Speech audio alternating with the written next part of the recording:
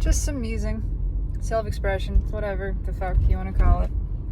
Just contemplating this morning how early we start training each other out of experiencing what we are experiencing, out of expressing ourselves openly and honestly as children. I mean, how often do you hear a child crying and the reaction to that child is one of two things? It's either immediately rushing to saying, oh, no, it's okay, shh, don't cry, it's okay, or stop crying, you're fine, stop crying. Pretty radical extremes, but rarely have I witnessed anything in between, when it seems to me the natural response, the logical response, if we want to call it that, is to just witness and not ignore. I don't mean that, because that's just another version of the stop crying response, to ignore it completely. What I mean is to witness with compassion. Compassion, not concern, right? Compassion. Concern is worry. Worry is fear-based. But just to witness with compassion and standing, holding that place in yourself of, it is all good, it is okay, and that includes this. That includes the crying. That includes whatever happened to spur the crying, because there's only one reason any of us cries as children or as adults, and that's because pain. We cry as a natural response to the experience of pain because we're hurting, whether it is a physical or emotional or some combination thereof. We cry because we have felt pain, and because that is the natural response to such an experience, and should be allowed and encouraged. It's not don't cry or stop crying, it's go ahead and cry in a meaningful way, in a genuine way. It's I witness that you have experienced something. You have experienced contrast. Let the contrast be contrast. Let the hurt hurt. That's what it's there for. It's to be felt and just experienced. It's mind-boggling that we have trained ourselves and each other out of the most basic and necessary of self-expressions.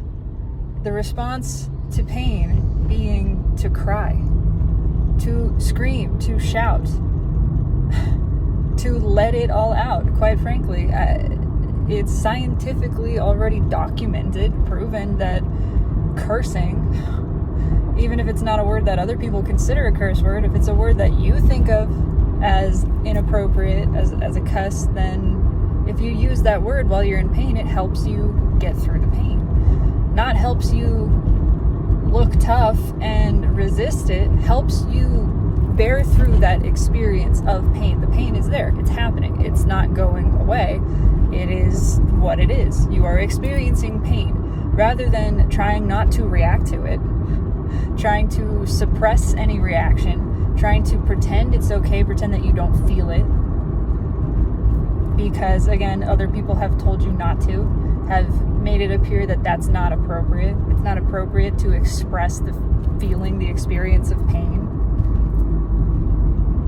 Instead of that, you just let it out. And then the pain actually, literally, scientifically becomes less painful by your leaning into the experience of it. Again, by allowing the contrast to be contrast, not pretending it's something else, not trying to make it into something else, letting it be what it is, leaning into that. When you do that, it changes. You change it. Your experience of it shifts. You are in the moment, allowing the present moment to be exactly what it is. When you're doing that, you're allowing yourself to be exactly as you are, authentically, fully, completely.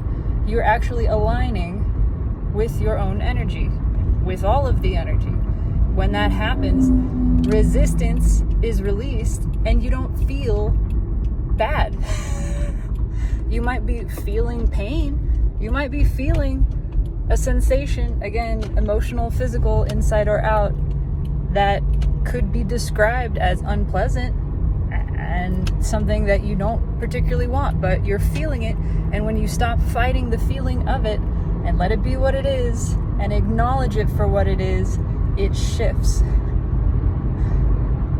And you release that resistance, and it doesn't actually hurt the way that it did. It's still the same thing. You haven't changed it, but by allowing it deliberately and not seeking to change it, you are changed within that experience, and your experience of it is not the same as it was. It is not as painful. It is a different sensation that I do not have words to describe. But it becomes something that you appreciate. Not necessarily seek out. You don't have to seek out contrast. Contrast finds you. There's plenty of it. Our souls lead us into it because it's desired for expansion and growth, desired for the practice of surrender, all of these things. It's desired to experience the contrast, to let it be contrast. So it can serve us by giving us clarity and knowing, oh, not interested in that. Not a fan of that. If it happens, then it happens. And I'm not afraid of it because I know the secret. If I am in contrast, it's serving me. It's giving me clarity. And all I ever need to do to feel all right, to get through it, is to just surrender to it, to let it be what it is, to stop resisting. It is actually the resistance to the experience of it that causes me pain and even anxiety. Again, I don't have to feel anxious about feeling anxious. I don't have to feel sad about feeling sad. I can actually feel something else that is sort of around, on top of, surrounding this other experience. And because of that, it changes the whole thing, casts it in a new light, a new shade. The hue of it shifts, and it's not so heavy. It's not so dark and oppressive and suffocating. And I'm actually okay. When we let ourselves just experience pain, experience contrast, and don't try to repress it, we learn how to do it, how to get through it.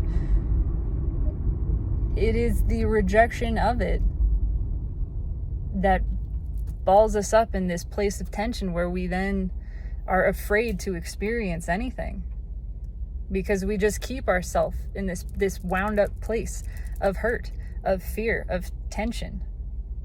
When you just relax into the contrast, whatever it is, into any given moment, whether there's contrast there or not, there's always some kind. What a good thing. We couldn't see without contrast. We couldn't experience any of this if there were not contrast. It would just be one flat, blank thing with no definition whatsoever. Thank God for contrast. When you just let that happen, and when we let our children experience that without being disturbed by their disturbance, by holding ourselves in the place that is aware of the well-being, aware that this is serving them. This is a benefit to them to have this experience. And for us to stand there as the example, as the way shower of somebody who's not freaking out, who's not trying to change it, who's not trying to change them, who's not trying to change their experience, but simply saying, it's okay.